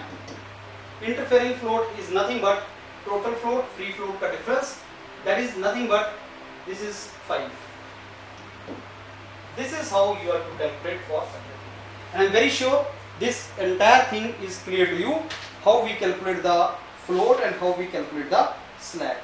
और जो आपका critical path है, critical path के ऊपर आपका जो float है, slack है 0 होता है। तो float and slack निकालने का भी एक क्वेश्चन वो आपसे पूछता है, that is very very important for you. अब ये डॉक्यूमेंट आपको मिलेगा, इस डॉक्यूमेंट को आप अपने पास रख लेना and accordingly revise these things. And अभी हम डिस्कस करेंगे PERT क्या चीज। ओके, सो अभी तक हम लोगों ने देखा है PERT CPM चैप्टर में हमने क्रिटिकल पाथ मेथड को डिफाइन किया, क्रिटिकल पाथ किसको बोलते हैं वो डिफाइन किया, क्रिटिकल पाथ कैसे निकालते हैं वो डिफाइन किया, फ्लोट एंड स्लैक कैसे निकालते हैं वो डिफाइन किया, एक्टिविटीज क्या होती हैं, dummy activities, duplicate activities, Fulkerson rule क्या है, ये हमने टर्म देखा।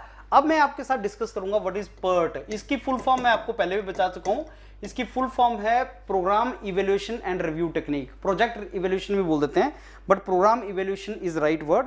प्रोग्राम इवैल्यूएशन रिव्यू टेक्निक इसको बोलते हैं। तो this is called program evaluation review technique. और ये नॉर्मली PERT का जो क्वेश्चन है वो CPM का ही क्वेश्चन होता है, इसमें भी हम क्रिटिकल पाथ निकालते हैं। और ये जो PERT है ये बेसिकली हम न्यू प्रोजेक्ट्स के लिए यूज करते हैं, जिसके लिए हमारे पास श्योर टाइम पर एस्टिमेट पता नहीं होता, हम टाइम एस्टिमेट गेस करते हैं, हमें टाइम एस्टिमेट पता नहीं होता। ये डिटर्मिनिस्टिक मॉडल नहीं है, ये प्रोबेबिलिस्टिक मॉडल है। और इसमें ये चीज आप समझ लो, इसमें दो चीजें आपको समझनी है, beta distribution. Beta distribution use करते हैं हम एक्टिविटी टाइम एस्टिमेट निकालने के लिए। अगर हमें एक्टिविटी का जिसका कंफर्म टाइम हमें पता नहीं है उसका टाइम एस्टिमेट निकालना है तो बीटा डिस्ट्रीब्यूशन के बेस पे हम उसको निकालते हैं। और नॉर्मल डिस्ट्रीब्यूशन कहां पे यूज करते हैं? नॉर्मल डिस्ट्रीब्यूशन हम यूज करते हैं for project estimation, project time estimation. पूरे प्रोजेक्ट का टाइम एस्टिमेट करने के लिए नॉर्मल डिस्ट्रीब्यूशन, और उस प्रोजेक्ट में अगर कोई एक एक्टिविटी है उसका टाइम एस्टिमेट करने के लिए हम निकालते हैं beta distribution. Now this is the probabilistic technique, this is the probabilistic technique. That means ये डिटर्मिनिस्टिक टेक्निक नहीं है, इसमें टाइम एस्टिमेट्स निकालना पड़ता है। एक्टिविटी का टाइम जो हम लोगों ने पिछली क्लास में देखा है, अभी तक पिछले स्लाइड्स पे देखा है कि कोई भी एक्टिविटी है उसका टाइम हम TIJ करके निकालते हैं। I स्टार्टिंग इवेंट है, J फिनिश्ड इवेंट है, और कोई भी एक्टिविटी है उसका टाइम है TIJ। अब PERT में टाइम जो एस्टिमेट्स हैं आपके, वो आपके कंफर्म नहीं होता है टाइम, आपको एस्टिमेट निकालना पड़ता है। आपको 3 तरह के टाइम निकालने पड़ते हैं। एक होता है ऑप्टिमिस्टिक टाइम, एक होता है मोस्ट लाइकली टाइम, और एक होता है पेसिमिस्टिक टाइम। एक होता है हमारा पेसिमिस्टिक टाइम। ऑप्टिमिस्टिक टाइम वो होता है अगर सब कुछ ठीक चलता रहा तो हमारा ये जो एक्टिविटी है ये 5 दिन में हो जाएगी। अगर सब कुछ गड़बड़ हो जाए तो इसको 15 दिन लग जाएंगे। On an average most likely ये जो है 10 दिन में कंप्लीट हो जाएगी। अब इन तीनों को यूज करके हम एक्टिविटी का टाइम निकालते हैं। TO plus 4 times most likely plus T pessimistic divided by 6। बहुत इंपॉर्टेंट फॉर्मूला है। इस फॉर्मूला को यूज करके हम उस एक्टिविटी का टाइम एस्टिमेट करते हैं। तो PERT और CPM में डिफरेंस क्या है? CPM के अंदर हर एक्टिविटी का टाइम हमें दिया होता है, PERT के अंदर हमें हर एक्टिविटी का टाइम जो है वो निकालना पड़ता है एस्टिमेट करके। Optimistic time, pessimistic time, most likely time, इनको जोड़ के हमें टाइम निकालना पड़ता है और उसको TIJ बोलते हैं, और फिर ये हमारे पास एक्टिविटी टाइम बन जाता है, एक्टिविटी टाइम। और ये प्रोबेबिलिटी के थ्रू हमने निकाला। तो कौन कौन सी हम प्रोबेबिलिटी डिस्ट्रीब्यूशन यूज करते हैं, PERT और CPM में डिफरेंस क्या है, ये हमें पता होना चाहिए। और एक बार हमने TIJ निकाल लिया, उसके बाद ये प्रॉब्लम जो है हमारी, ये प्रॉब्लम हमारी CPM की प्रॉब्लम बन जाती है, PERT वाली प्रॉब्लम CPM में कन्वर्ट हो जाती है। अब इसमें क्योंकि ये प्रोबेबिलिटी डिस्ट्रीब्यूशन है और नॉर्मल डिस्ट्रीब्यूशन के थ्रू हमारा ये सारे का सारा एनालिसिस होता है, ये हमारा नॉर्मल डिस्ट्रीब्यूशन है। हम ये बेसिकली एक एस्टिमेट करते हैं कि कितनी प्रोबेबिलिटी है कि हमारा टाइम जो है वो, ये हमारा जो प्रोजेक्ट है वो इसके अंदर ही कंप्लीट हो जाएगा। तो एक हम मोस्ट लाइकली टाइम निकालते हैं ऑन एन एवरेज, फिर हम बताते हैं कि कितना हमारे पास प्रोबेबिलिटी है कि हमारा टाइम पूरी तरह से हमारा जो प्रोजेक्ट है वो इतने स्टैंडर्ड डेविएशन के अंदर कंप्लीट हो जाएगा या इतना उसका वेरिएंस रहेगा। क्योंकि हम सारी की सारी बात प्रोबेबिलिटी में कर रहे हैं, तो एक नॉर्मल डिस्ट्रीब्यूशन कर्व हम प्लॉट करते हैं और उसमें हमें बताते हैं कि प्रोबेबिलिटी कि मेरा जो प्रोजेक्ट है वो इतने टाइम में कंप्लीट हो जाएगा, उसकी प्रोबेबिलिटी इतनी है, इतने स्टैंडर्ड डेविएशन में वो करता है, कंप्लीट हो जाएगा। एक मीन होता है, एक स्टैंडर्ड डेविएशन होता है, एक वेरिएंस होता है, बिकॉज हम प्रोबेबिलिटी की बात कर रहे हैं।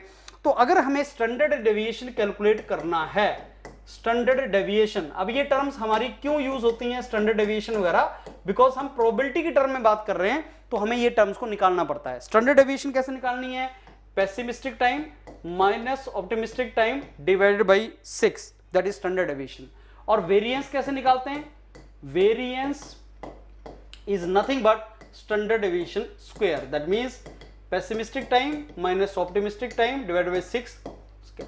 ये इस तरीके से हम स्टैंडर्ड डेविएशन एंड वेरिएंस निकालते हैं हर एक्टिविटी का। हर एक्टिविटी का हमारे पास optimistic time, most likely time, pessimistic time दिया होता है और उससे हम स्टैंडर्ड डेविएशन और वेरिएंस निकालते हैं पूरी के पूरी बेसिकली एक्टिविटीज का। अब एक चीज और याद रखना यहां पे, अगर मैं आपको फिर से एक नेटवर्क डायग्राम दे दूं, लेट अस से this is the network diagram, और इसमें एक्टिविटी है A, B, लेट अस से B, C और D, एंड लेट अस से जो क्रिटिकल पाथ है वो हमारे पास ये बना, जो हमने पहले भी डायग्राम देखा, क्रिटिकल पाथ ये बना, और हमारे पास हर एक्टिविटी का ऑप्टिमिस्टिक पेसिमिस्टिक टाइम दे रखा है।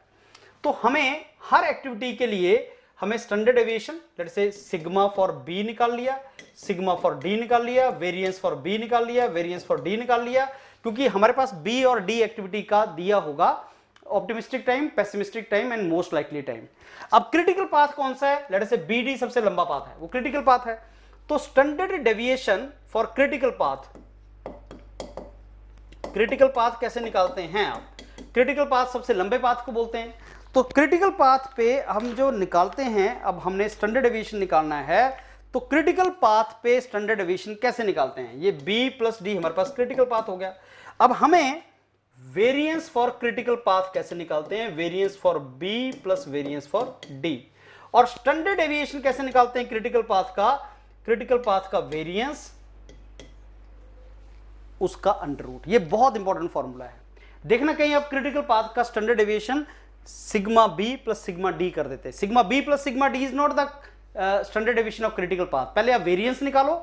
वेरिएंस कैसे निकालेंगे? इस तरीके से निकालेंगे वेरिएंस, ये सिग्मा स्क्वायर करके निकालेंगे आप। इसका optimistic time, pessimistic time, most likely time दोनों एक्टिविटीज का दे रखा है। यहां पे फॉर्मूला में जाओ, वेरिएंस निकालो, वेरिएंस को दोनों को ऐड कर दो तो क्रिटिकल पाथ का वेरिएंस निकलेगा, उसका अंडर रूट कर दो तो तुम्हारे पास स्टैंडर्ड डेविएशन निकल जाएगा क्रिटिकल पाथ का। इस तरीके से आप क्रिटिकल पाथ का स्टैंडर्ड डेविएशन निकालते हैं। और एक बार हमारे पास क्रिटिकल पाथ का स्टैंडर्ड डेविएशन निकल गया तो हम एस्टिमेट भी कर सकते हैं कि कितने टाइम में हम इस पूरे के पूरे को कंप्लीट कर लेंगे।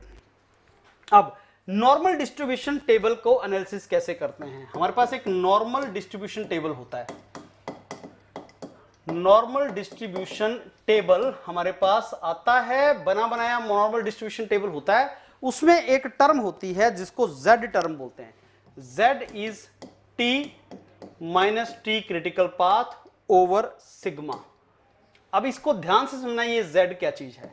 ये नॉर्मल डिस्ट्रीब्यूशन टेबल के ऊपर एक पैरामीटर है जिसको Z बोलते हैं। नाउ T क्रिटिकल पाथ क्या है? ये है critical path for network diagram, जो हम निकालना जानते हैं। सबसे लंबा पाथ है critical path. Okay, now T time of completion of project, completion of project, and sigma क्या है? Standard deviation of critical path, standard deviation of critical path. यह भी हमने बताया कैसे निकालना है क्रिटिकल पाथ का स्टैंडर्ड डेविएशन, कैसे निकालना है? सिग्मा। अब Z, calculate Z। Let say हमारे पास critical point, critical path, critical हमारे पास time, critical time, this is the critical time for network और for project. Let say project को कितने टाइम में हम कंप्लीट कर सकते हैं? क्रिटिकल टाइम हो गया। लेट से क्रिटिकल टाइम है हमारे पास 10 दिन। कितने टाइम में कंप्लीट करना चाहते हैं हम? लेट से 20 दिन में। स्टैंडर्ड डेविएशन है हमारे पास लेट से 5, तो Z कितना आ गया हमारे पास? 20 minus 10 by 5 let say 2। Now as per normal distribution table, as per normal distribution table, Z for Z is equal to 2, probability is equal to, let say हम critical path हमारे पास 20 है और हम इसको 10 दिन में हमें बोल रहा है कि 10 दिन में कंप्लीट हो जाएगा, और हमने उसको बोला कि 20 दिन में कितनी प्रोबेबिलिटी के 20 दिन में कंप्लीट हो जाए, या इसको थोड़ा और कम कर लेते हैं, इसको 15 रख लेते हैं लेट से, तो 15 माइनस 10 और फिर ये 1 आ जाएगा। तो as per Z is equal to 1 let us say 84%। एक टेबल होता है जिसको नॉर्मल डिस्ट्रीब्यूशन टेबल बोलते हैं, उसमें एक तरफ Z की वैल्यू होती है, दूसरी तरफ प्रोबेबिलिटी की वैल्यू होती है। Z1 पे प्रोबेबिलिटी आ रही है लेट अस से 84%, तो वो ये बोलेगा कि probability that your project will be completed in 15 days is 84%। अब ये पर्ट में होता है, सीपीएम में नहीं होता। सीपीएम में तो एग्जैक्टली तुम्हें पता है कि क्रिटिकल टाइम अगर 10 दिन है तो तुम्हारा प्रोजेक्ट 10 दिन में कंप्लीट हो जाएगा। शॉर्टेस्ट तुम्हारा जो टाइम लगेगा वो 10 दिन में हम उसको कंप्लीट कर लेंगे। लेकिन जो पर्ट है उसमें प्रोबेबिलिटी में बात करते हैं हम, श्योरिटी नहीं होती, प्रोबेबिलिटी में बात करते हैं। तो प्रोबेबिलिटी के ये 15 दिन में कंप्लीट हो जाएगा, उसकी प्रोबेबिलिटी इतनी है, हम इस तरीके से उसको निकालते हैं। सो ये 2-3 जगह से मेरे को लगता है पर्ट में क्वेश्चन तुम्हें आएगा। पर्ट और सीपीएम में एक मेन डिफरेंस ये है कि हमारे पास जो सीपीएम है उसमें हर एक्टिविटी का टाइम फिक्स दिया होता है, डिटर्मिनिस्टिक है, उससे क्रिटिकल पाथ निकालेंगे। और जो पर्ट है उसमें क्या होता है, optimistic, pessimistic, most likely time है। सबसे पहले उसको यूज करके टीआईजे निकालना है, फिर उसके बाद उससे हम प्रोबेबिलिटी डिस्ट्रीब्यूशन में स्टैंडर्ड डेविएशन वगैरह निकालेंगे, वेरिएंस वगैरह निकालेंगे। एक क्वेश्चन ये आता है कि वेरिएंस वगैरह निकाल दो, स्टैंडर्ड डेविएशन निकाल दो क्रिटिकल पाथ का। एक आता है कि क्या % प्रोबेबिलिटी है कि आपका टाइम, इस टाइम में आपका प्रोजेक्ट कंप्लीट हो जाएगा, हम वो चीज निकालते हैं। तो पर्ट एंड सीपीएम इस तरीके से ये दोनों डिफरेंट है।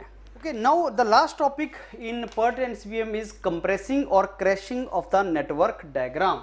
सो let me tell about compressing or crashing the diagram. Compressing or crashing the diagram. See, if my project can be completed in 10 days, critical path is the shortest duration in which I can complete the project. Critical path वो होता है जिसमें minimum duration में मैं अपने project को complete कर सकता हूं, उससे कम में नहीं कर सकता. That is the longest path in the network diagram but shortest time in which I can complete it. What if I want to complete in lesser time? What if I want to complete that project in lesser time? So compressing और crashing diagram means to complete the project in time lesser than the critical time. हमने critical time निकाला है. Critical time is the shortest time in which I can complete the project. What if I want to complete even shorter में, उससे भी कम? What will happen to the cost? एक बहुत important चीज है, cost may go up or go down or remain same. Very very important. जब आप compressing करते हैं, क्रैशिंग करते हैं प्रोजेक्ट की, तो एक बात पक्की है कि टाइम तो कम हो जाएगा, लेकिन कॉस्ट बढ़ भी सकती है, कम भी हो सकती है, सेम भी रह सकती है. अब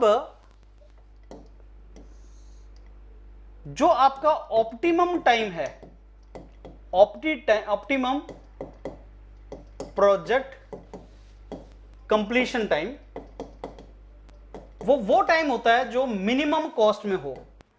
minimum cost to complete project, minimum time to complete the project.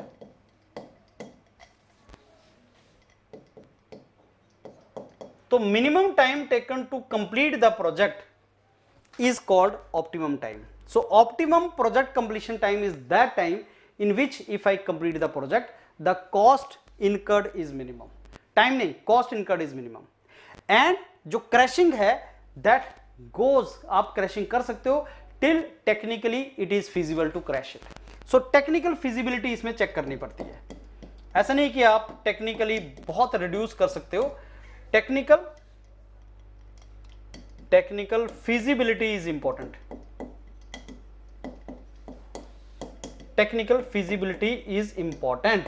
जब आप क्रैशिंग करना स्टार्ट करते हो तो टेक्निकली आप क्रैश कर सकते हो कि नहीं, ये चेक करना बहुत जरूरी है. अब इसमें आप एक अंडरस्टैंड करो, cost is of two types. जो कॉस्ट है project completion cost, that is of two types. There is a direct cost and then there is a indirect cost. Direct and indirect cost. Direct cost and indirect cost, इन दोनों में क्या relation है? Let me tell you that. Direct cost में time and cost के बीच में relation indirect है. जैसे जैसे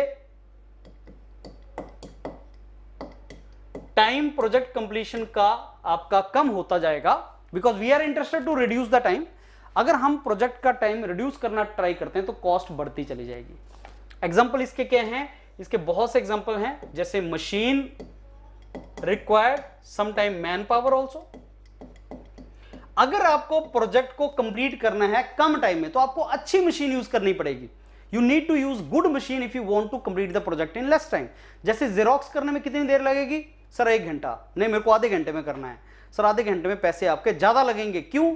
क्योंकि अब आप अच्छी मशीन यूज कर रहे हैं, या maybe the operator you are using is good operator. तो डायरेक्ट कॉस्ट में क्या होता है, जैसे जैसे तुम टाइम कम करते हो आपकी कॉस्ट बढ़ती जाती है. इनडायरेक्ट में क्या होता है, आपकी cost is proportional to project completion time.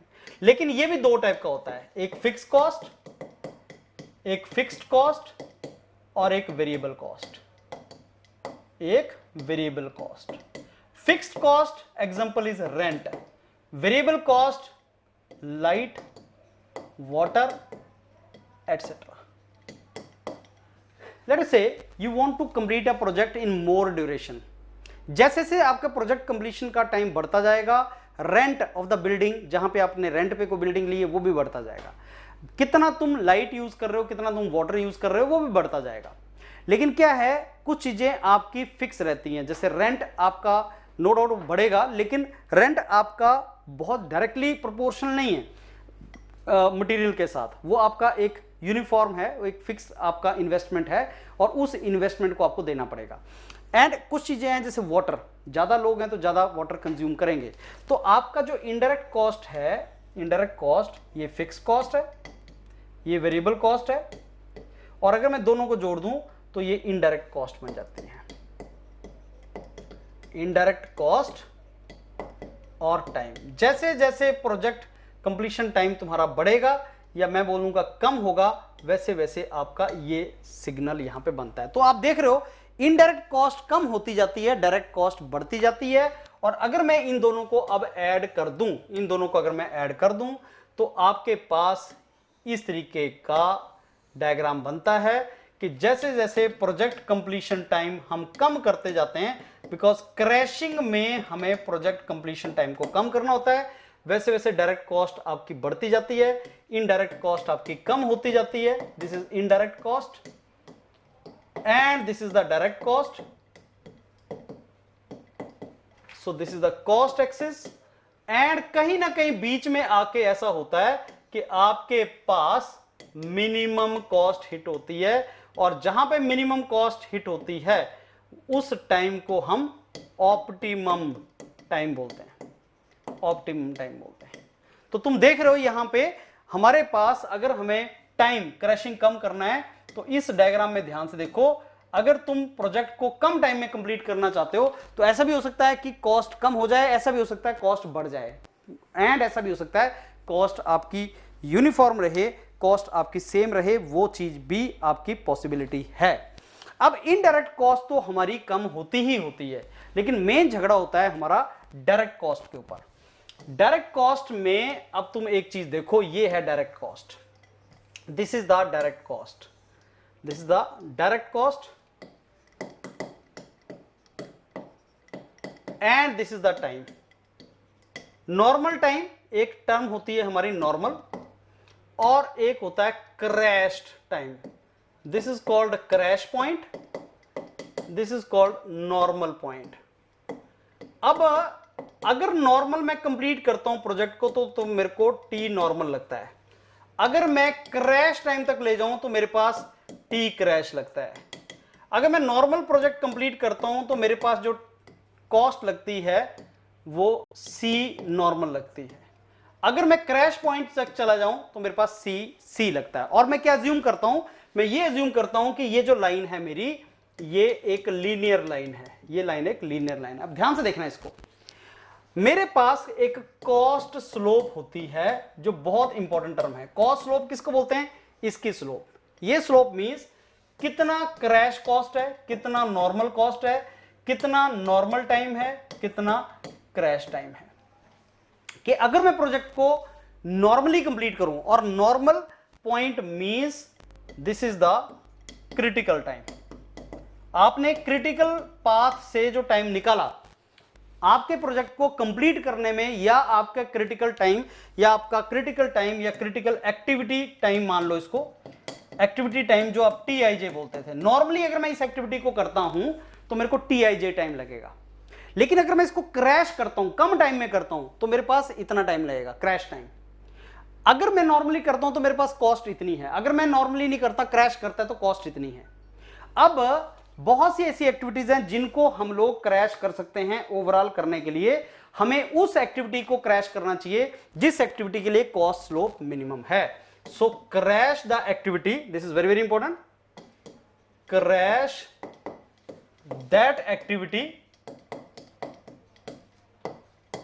which has minimum cost slope। जिस कॉस्ट, जो एक्टिविटी में कॉस्ट स्लोप मिनिमम है, उस एक्टिविटी को हमें क्रैश करना चाहिए। This is something which is very very important. हमें उस एक्टिविटी को क्रैश करना चाहिए जिसमें कॉस्ट स्लोप मिनिमम है। So understand once again, on critical path there will be many activities. हमें क्रिटिकल पाथ को ही क्रैश करना होता है क्योंकि वही सबसे लंबा पाथ होता है। हम नॉर्मल पाथ को क्रैश नहीं करते, हम क्रिटिकल पाथ को ही क्रैश करते हैं, कंप्रेस करते हैं। क्रिटिकल पाथ पे बहुत सी एक्टिविटीज हैं, हमें उस एक्टिविटी को क्रैश करना होता है जिसके लिए ये मिनिमम आए। ये है क्या, नॉर्मल टाइम किसी एक्टिविटी को कंप्लीट करने के लिए चाहिए टी नॉर्मल। अगर मैं कंप्रेस करूंगा तो टाइम लगेगा इतना। अगर मैं किसी पर्टिकुलर नॉर्मली अगर किसी एक्टिविटी को कंप्लीट करता हूं तो कॉस्ट है इतनी। अगर मैं क्रिटिकली उसको कंप्लीट करने की ट्राई करता हूं तो सीसी। तो अकॉर्डिंगली मैं इन दोनों पैरामीटर से कॉस्ट स्लोप निकालता हूं और जिस एक्टिविटी के लिए कॉस्ट स्लोप मिनिमम है वो एक्टिविटी को मैं क्रैश करूंगा। This is something which is very very important. अब इसका एग्जांपल लेते हैं और समझने की ट्राई करते हैं how we do that. This is what I explained you. Cost slope is something which is very very important parameter, and this decides which activity is to be crashed. Now let me give you some example here. I'll be telling you okay some example here. Through the example we'll try to understand what I mean to tell you. I'm giving you this particular network diagram now. Let us say this is 1 2 3 4 activity A, B, C and D. Let us say 2 days takes for this, and let us say इसको लगता है 4 days, इसको लगता है 3 days, so 6 5 and this is going to take 3 days. So as we understand, the longest path, that is a critical path for us, is obviously this, and this path is the critical path. So somebody ask us which is the critical path. तो हमारे लिए critical path हो गया A, B, C. And what is the critical time? 2 days, 3 days 5 and 3 8 days. So critical time हमारे पास हो गया that is 8 days. So 8 days में this entire project will be completed as we understand, and this is the critical path. अब अगर हम इस चीज को if we put it in the diagram form, then what we understand is this. ये हमारे पास एक डायग्राम है, इसको मैंने A बोल दिया, इसको मैंने B बोल दिया, इसको मैंने C बोल दिया. This is going to take 2 days, this is 3 days, this is 3 days, and another path is A and then followed by D. So that is 2 plus 4, this is D is going to take 6. अब ये 6 days लगेगा इसमें, और इसमें हमारे पास लगेगा 7 days and this is 6 days. Now you understand which path is a long path. You can say A, B, C is the long path and AD is the short path. अब मेरे को compress करना है, मेरे को reduce करना है, तो किस पाथ को मैं रिड्यूस कर सकता हूं? मेरे को इस पाथ को रिड्यूस करना है, तभी तो मेरा पूरे का पूरा प्रोजेक्ट रिड्यूस होगा. सो दैट मीन्स क्रैशिंग किसको करते हैं? Crashing is done for longest path. So एक चीज याद रखना, कंप्रेसिंग एंड क्रैशिंग किया जाता है प्रोजेक्ट की ड्यूरेशन को कम करने के लिए. क्रैशिंग कौन से पाथ पे होती है? लॉन्गेस्ट पाथ पे क्रैशिंग होता है. कब तक क्रैशिंग कर सकते हैं? जब तक टेक्निकली फिजिबल है क्रैश करना. और क्रैश अगर क्रिटिकल पाथ पे किया जाएगा तो या तो मैं ए को क्रैश करूंगा, या बी को करूंगा, या सी को करूंगा. There are 3 activities on critical path. Either I will crash A or B और सी. अब ये जो मेरे पास टोटल टाइम है 6 और 3 3 6 7 8, I think this is 8 not 7, या this is 8 days is the time. या सो नाउ मैं 2 दिन से इसको क्रैश कर सकता हूं. I can crash it by 2 days, right? The moment I crash it by 2 days, then another path becomes very long and then I will get 2 critical paths. एक तो है ही हमारे पास 8 days. अगर मैं इसको 2 दिन से क्रैश कर लूं, एंड क्रैशिंग हमेशा 1 by 1 किया जाता है, एक एक दिन से क्रैश किया जाता है. Now my question is which activity is to be crashed, A or B or C? Which activity is to be crashed? So when the question comes which activity on critical path to be crashed, कौन सी activity critical path पे crash करनी है? Which activity on critical path to be crashed? Find cost slope. सबसे पहले of find cost slope of each critical activity. तो हर critical activity की कॉस्ट स्लोप निकालो. कॉस्ट स्लोप कैसे निकालते हैं? How do you calculate cost slope? Is equal to critical crash normal T normal minus T C. कितना time लगेगा crash करने के लिए? कितनी कॉस्ट पड़ेगी? नॉर्मल कॉस्ट कितनी है? टाइम कितना लगेगा? नॉर्मली टाइम कितना लगता है? और क्रैशिंग टाइम कितना है? इससे आप हर एक्टिविटी का क्रिटिकल कॉस्ट स्लोप निकालते हैं. And crash the activity with minimum cost slope. Crash activity with minimum cost slope. we are to crash that activity which has minimum cost slope. Let me give you another example for here. Let us say normally जो crash cost है, normal cost है, normal cost and crash cost अगर मैं आपको देता हूं, normal cost for let us say activity A is 200, crash cost is 250. B के लिए I give you like 100 and 150.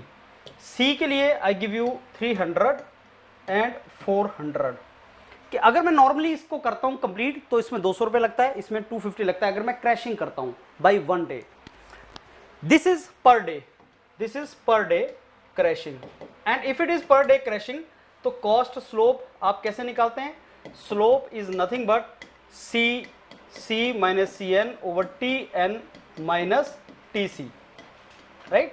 सो अगर वो एक दिन मान लूं, T N minus T C एक दिन मान लूं, तो इसका निकालो. This is 50, this is also 50, this is 100, this is 100. सो जिसमें मिनिमम क्रैशिंग कॉस्ट है उसको मैं पहले क्रैश करूंगा. नाउ इन दिस केस इधर ए or B I can crash. तो बी को एक दिन से क्रैश किया, राइट, बी को एक दिन से क्रैश किया, बी को मैं एक दिन और से क्रैश कर सकता हूं, तो बी को मैं बाई 2 डेज और क्रैश कर सकता हूं. जब 2 दिन से करूंगा तो ये एक आ जाएगा. अब 2 पैरेलल पाथ बन जाएंगे. जब 2 पैरेलल पाथ बन जाएंगे उसके बाद मेरे को ए को मैं क्रैश कर सकता हूं.